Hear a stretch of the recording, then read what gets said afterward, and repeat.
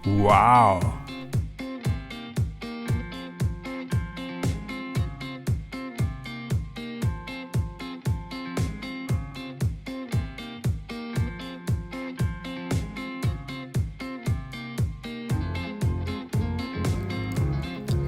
Masarap ba ang higala?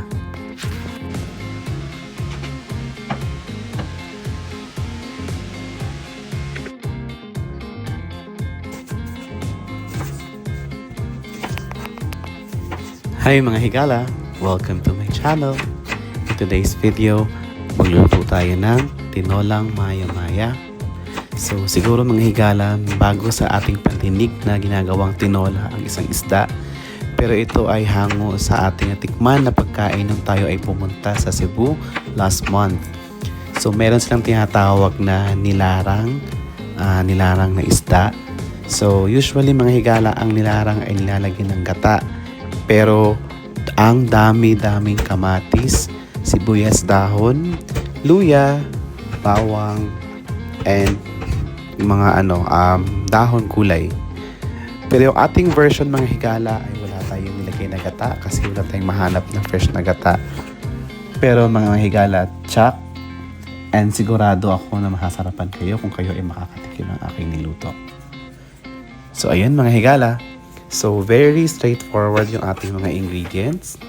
Kailangan lang natin ng sibuyas, bawang, luya, tanglad, madaming kamatis, siling green, dahon ng sibuyas ulit. Tama ba? O nabanggit ko na ba yan? Sensya na. Tapos, ang ating dahon na ating gulay ay ang petchay, mga higala. Sensya na, medyo nagbabakal tayo, mga higala. And ayun, mga higala, kung gusto nyo matutunan kung paano natin siya niluto, panoorin nyo ng buo yung ating video.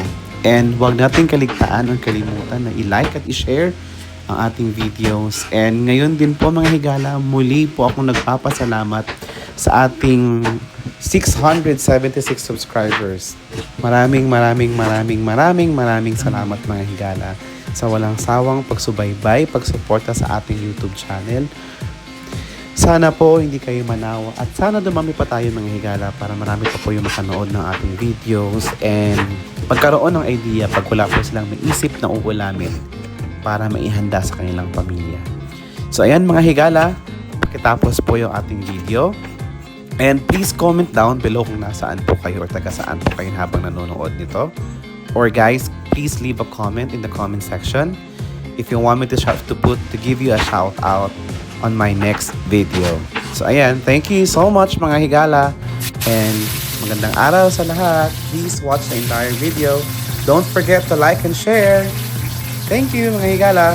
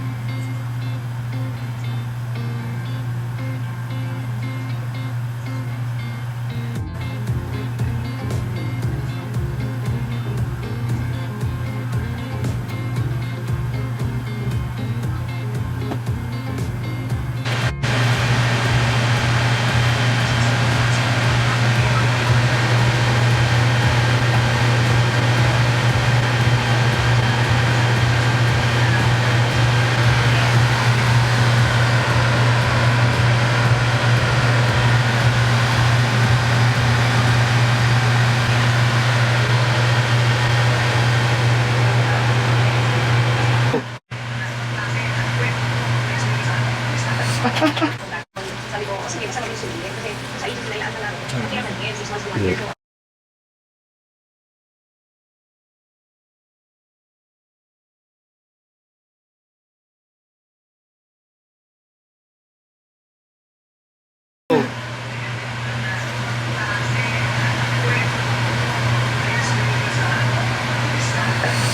So, kontrata doon.